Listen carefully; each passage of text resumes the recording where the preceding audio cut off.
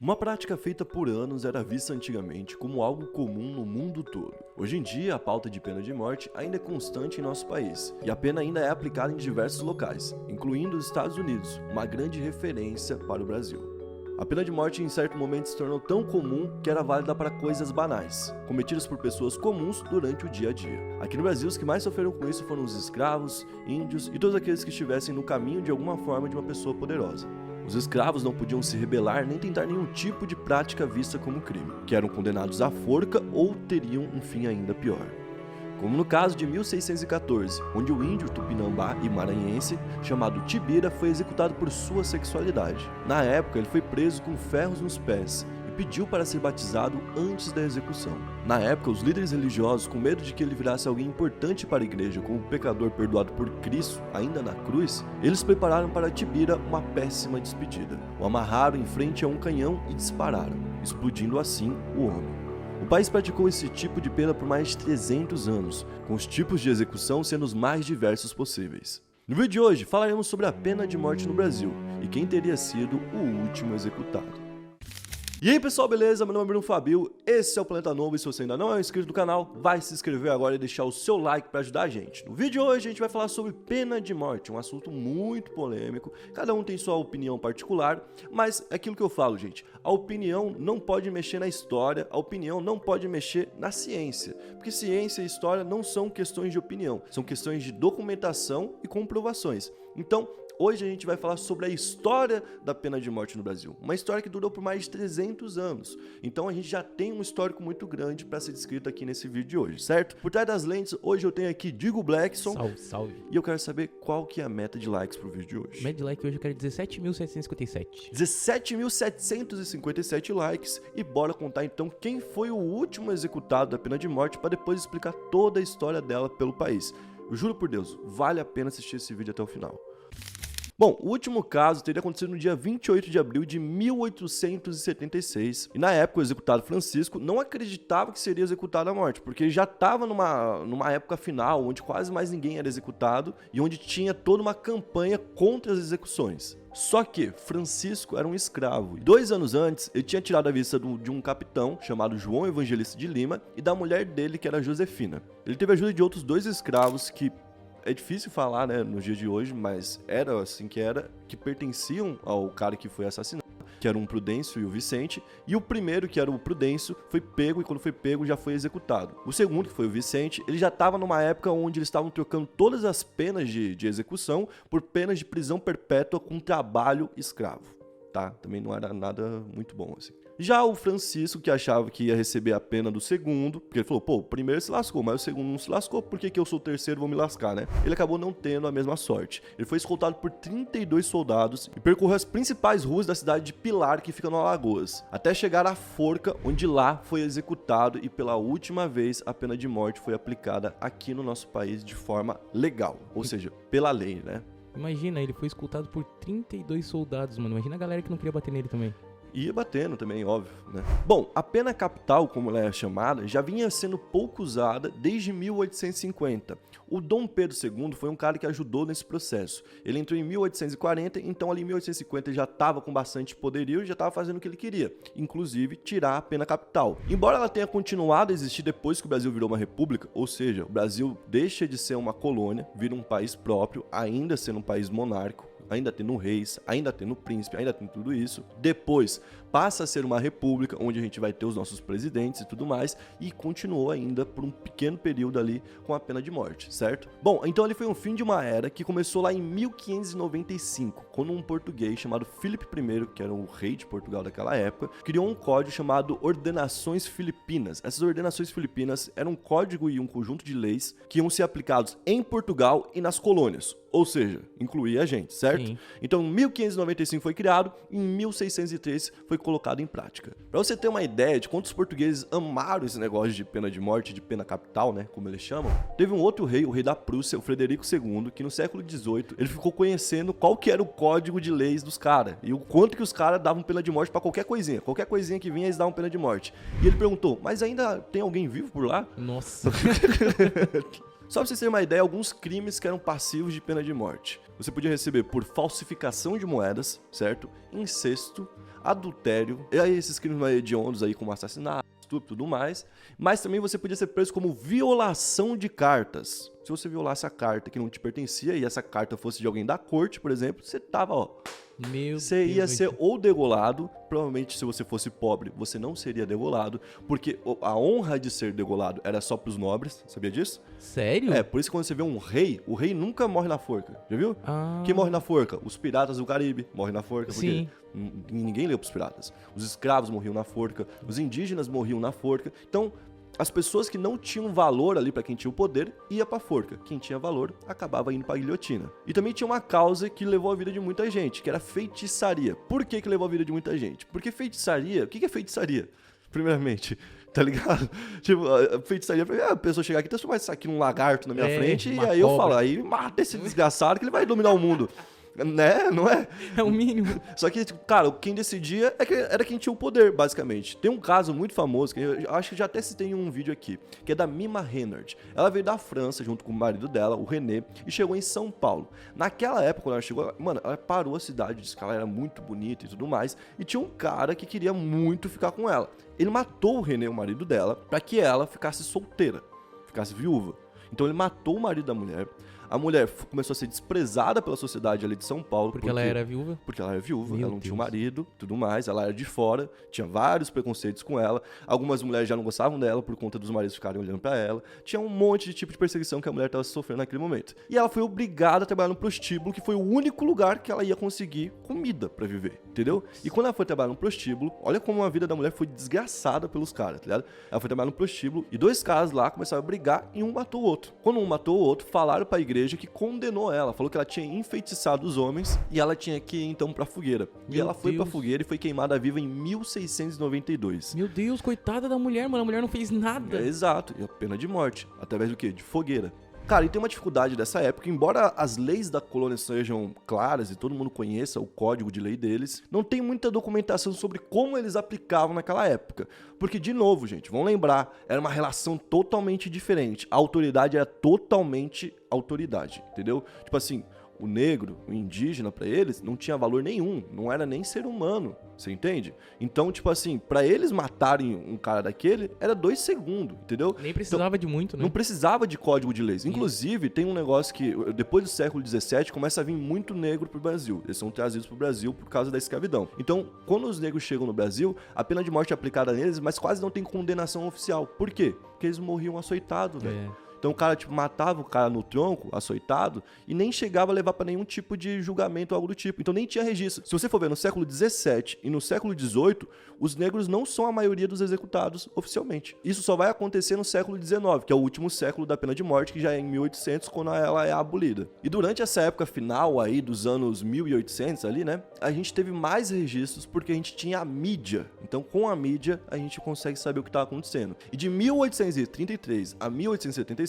quando foi a última execução lá do Francisco, só em Minas Gerais, São Paulo e Rio de Janeiro, que eram os 3 grandes estados, 230 pessoas foram executadas certamente. Além de outras 180 que foram condenadas, mas acabaram conseguindo se livrar pegando aquele trabalho escravo pro resto da vida, entendeu? E, cara, essa parada de pena capital já tá no Brasil há um bom tempo. No início nem tinha lei, mano. Em 1530, por exemplo, na primeira expedição que chegou aqui pra ocupar Portugal, já rolou a primeira execução. Como eu falei, não tinha lei, era feito na hora. Se eles achassem que tinha que matar, matava e tava certo. Essa expedição foi liderada por um cara chamado Martim Afonso de Souza, tá? E olha o motivo que o cara usou pra poder matar uma galera. O irmão dele, o Pedro Lopes Souza, tava numa fortaleza em Pernambuco e 2 flechas foram atiradas contra onde ele tava. Não atingiu ele, só atingiu o lugar, mas não atingiu ele. E aí o Martin, que estava cuidando da expedição, ficou encucado com isso, mandou pegar todos os franceses que estavam por ali, que tinha bastante francês também ocupando o Brasil nessa época, e executar todos na forca. Caramba, mano, que doido. Foda.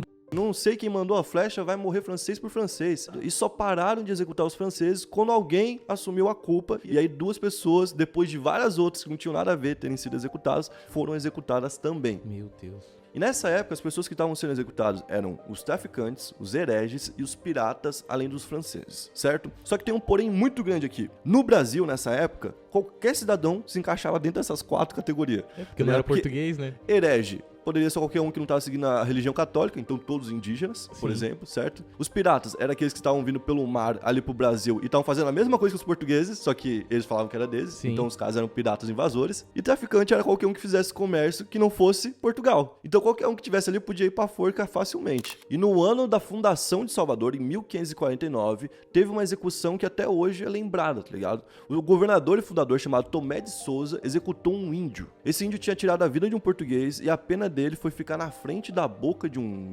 canhão mesmo assim. E é isso. E você mete bala e o cara explode na frente de todo mundo. Num canhão? É, um canhão, amarra o cara na Tipo aquele frente. com aquelas bolas de ferro? É, assim? amarra o cara na frente, explode ele. Meu Deus, mano. Em 1551, também em Salvador, mais 2 nativos receberam essa punição. Eles eram índios velhos que assumiram aquela punição no lugar de índios mais novos que tinham cometido o crime de comer um pouco da carne de um fazendeiro, tá ligado? Nossa, olha os crimes que os caras matavam, tá ligado? E eles mataram 2 índios na boca do canhão por conta disso, imagina. Só que os portugueses, eles tinham privilégio, só que eles não estavam imunes à pena capital. Se eles fizessem um crime realmente fudido, assim, eles iam acabar se ferrando. Só que olha que doideira, no conjunto de leis lá das ordenações filipinas, tá ligado?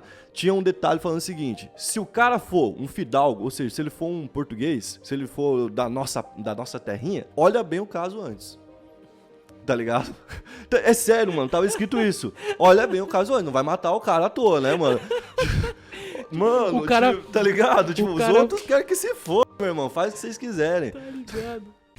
Bom, vamos citar um caso pra vocês. Teve o caso do Coronel Fernão Bezerra Barbalho. Ele era dono de um engenho em Pernambuco, ou seja, ele era dono de escravos, né? E por suspeitar de infidelidade, ele teria executado a esposa e as 3 filhas. Meu Deus. Olha, 4 pessoas da própria família. Isso já era na segunda metade do século XVII, ou seja, era lá já tipo pro final de 1600, certo? E nessa época já existia julgamento no Brasil, organizado, tudo certinho, e o coronel foi condenado e degolado em 1687. Você percebe de novo aquilo que eu falei, né? O coronel, título importante, foi degolado, Sim. não enforcado, É. nem explodido na frente de um canhão. Já no século XVIII, Portugal começou a investir mais na política de colônia, precisava dessa grana, né? E começou a colocar os impostos, que era o confisco que os caras iam e pediam e tinha que estar pagando sempre. Isso fez com que lá em Minas Gerais tivesse uma série de protestos, teve também na Bahia, mas lá em Minas Gerais rolou um dos maiores protestos da história. Esses protestos tinham uma liderança chamada Tiradentes, certo? Até hoje a gente tem um feriado que é o dia de Tiradentes. Esse feriado é por conta de uma execução, é por conta de uma condenação de morte. E ele foi enforcado, né? É. Não foi degolado. Pô, É que certo. pira, mano. Então, ele foi enforcado e depois ele foi esquartejado. Meu Deus. Certo? E além disso, ele recebeu o título de morte para sempre. O que significava? Que nunca mais poderiam falar do nome dele, colocar o nome dele num monumento, qualquer coisa do tipo, porque ele tinha que morrer naquele instante. Meu Ele não Deus. podia virar um mártir, não podia virar um símbolo político. E foi exatamente o contrário que aconteceu. Hoje tem até um feriado por conta do cara, Tá ligado? Após a independência do Brasil, em 1822, esse tipo de situação, onde os caras mutilam e esquartejam o corpo depois de morto já, começaram a ser vistos como bárbaro e aí foram cancelados e foram sumindo na sociedade. Vocês viram que 1800 foi onde começou realmente tudo, né, a ser repensado. E uma coisa que serve pra gente ver é que os caras na época já estavam tipo assim, putz, cara, eu acho que é errado. Pra branco, tá ligado? Pra português, pra elite, digamos. Pros caras que eram da corte ali. Isso eu realmente acho que é errado. Porque olha o que eles fizeram. Eles continuaram com a pena de morte em 1830, só que com esse novo código criminal que eles fizeram em 1830, eles colocaram que era só para crimes hediondos, que é o que acontece hoje, por exemplo, nos Estados Unidos, certo? E para revoltas escravas. Ou seja, era para continuar matando escravo da forma que quisesse. Porque nessa época tava tendo uma série de revoltas de escravos que estavam querendo a liberdade, que estavam querendo reforma agrária, que estavam querendo um monte de coisa, né? Porque os caras tinham seus direitos, eram escravizados, tá ligado? E os donos de escravos estavam temendo levar uma facada, levar uma paulada, alguma coisa do tipo, e foi dado que qualquer tipo de reação contra um dono de escravo já seria o suficiente para receber a pena de morte. Ou seja, se o cara xingasse o dono ou ameaçasse com palavras só, ele já ia ser executado, entendeu? Foi uma forma deles controlarem os escravos naquela época. E nessa época também foi proibido o esquartejamento e a exposição de corpos. Só que essa parte de proibir o esquartejamento e a exibição dos corpos não foi seguida assim ao pé da letra logo em seguida. Teve o caso de 2 escravos, o Narciso e o Elesbão, certo? Que mataram o seu senhor, que era o Luiz José de Oliveira. Eles usaram facas e foices para poder fazer isso lá em Jundiaí. Os dois acabaram confessando o crime e ainda admitiram ter bebido o sangue dele. Naquela época, cara, isso foi visto como motivo para fazer o que quisesse com eles, entendeu? Apesar de já não poder mais ser assim, né? Não podia tortura, não podia um monte de coisa. O Narciso foi julgado e foi enforcado. Já o Elesbão, depois que ele foi preso, ele passou a falar que não tinha cometido os crimes e por conta disso o julgamento durou 4 anos. No fim, o juiz municipal, que era o José Mendes Ferraz, resolveu ignorar o código que tinha acabado de sair e utilizou as ordenações das Filipinas, que é lá de 1530, tá ligado? Pra condenar o cara, tá ligado? Então ele mandou que matassem o Elesbão, que todo mundo já sabia que ia acontecer, mas que as mãos e a cabeça do cara fossem cortadas fora. Ele depois disso pendurou elas, mandou que elas fossem penduradas em postes e as mãos foram expostas em Campinas e a cabeça em Jundiaí. Isso pra poder intimidar o público. E agora uma parte, mano, muito bizarra da sociedade daquela época que... É igual eu falo, a história tem que ser contada, tá ligado? Eu tô contando, mas é um pensamento muito idiota. Na época, por a mão do cara e a cabeça do cara ficarem expostos, diz que as mãos do cara começaram a embranquecer, tipo... Provavelmente porque tava num processo de decomposição, né? Vai realmente... Vai cada vez desbotando, né? Vai ficando esverdeado, tudo porque mais. Eu acho que não tem sangue, não tem os entendeu? bagulho. Então, tipo assim, o cara começou a embranquecer. E as pessoas viram falando assim, pô, então ele era uma pessoa de alma boa.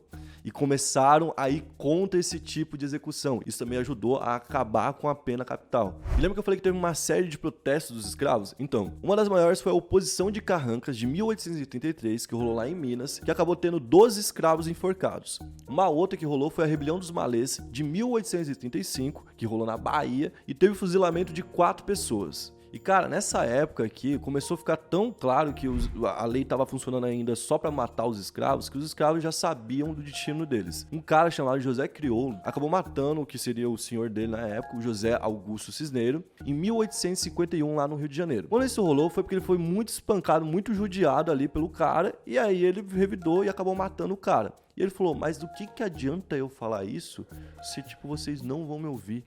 Eu não vou ficar falando nada. Os caras falaram, qual que é a sua defesa? Ele falou, não tem defesa. A condenação não é agrediu ou fez qualquer coisa pra um cara desse, eu vou morrer? Então eu vou morrer. Inclusive, ele falou o seguinte pro juiz. Vossa Excelência bem sabe, no meio das galinhas, as baratas não têm razão.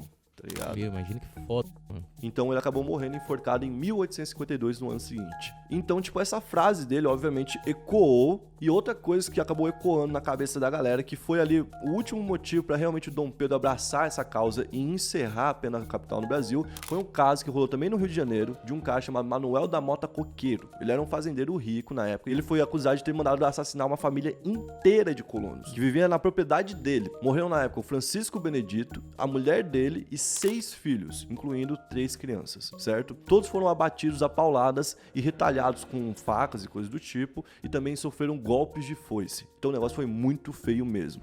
E só uma filha escapou, que era a Francisca. E naquela época se achava que ela estava grávida do Mota, e por isso ela teria desaparecido, e por isso o Mota teria matado toda a família dela, entende?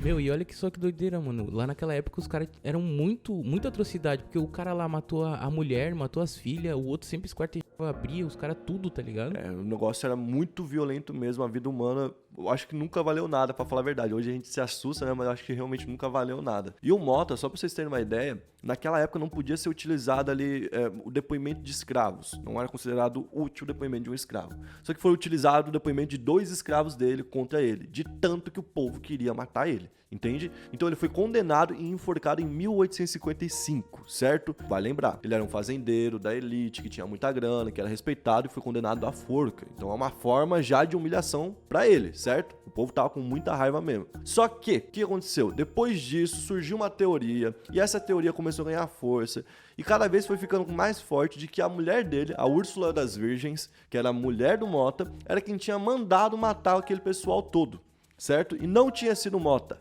Ela quem tinha inventado essa história da menina estar com ele e tudo mais, e ela poderia ter armado tudo isso ali. Uma das coisas que faz a galera acreditar bastante nisso é que durante o julgamento ela teria enlouquecido, cara. Então aí surge um problema, né? Uma pessoa poderosa morre de forma injusta pela Sim. primeira vez. E aí os caras falam, pô, tá errado isso aí.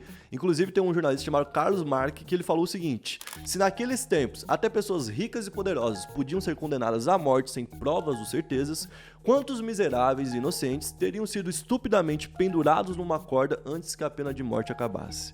O Dom Pedro II viu aquilo ali e falou, o quê? Que loucura é essa, mano? O que tá acontecendo? Não, acabou com isso daí. E a partir de 1854, por determinação do Dom Pedro II, todas as sentenças de morte seriam decididas pelo próprio Dom Pedro. Ou seja, agora, meu amigo, o negócio ia demorar mais, não ia ser na moda caralho e tudo mais, já era uma forma de brecar. Pra vocês terem uma ideia, foi diminuindo de ano em ano, assim, caso de tipo 90%, aí no outro 90%, entendeu? Ia diminuindo dessa forma. Em 1876, então, finalmente o Brasil proclamou o fim das penas de morte, foi um dos primeiros países do mundo a fazer isso naquela época. Só que oficialmente só foi entrar e só foi ficar formalizado aqui no Brasil quando a primeira Constituição Republicana de 1891 falou sobre e proibiu.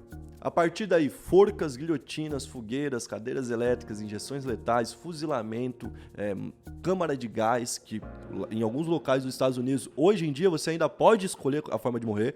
A galera, a maioria morre hoje em dia de quê? De injeção letal, né? Sim. Mas é porque os caras escolhem. Eu vi um documentário sobre putz, eu não vou lembrar, mano, qual estado que era, mas tinha um estado que você podia escolher até câmara de gás, cara. Caramba, mano. Até hoje em dia. E graças a Deus isso não tem no Brasil, certo?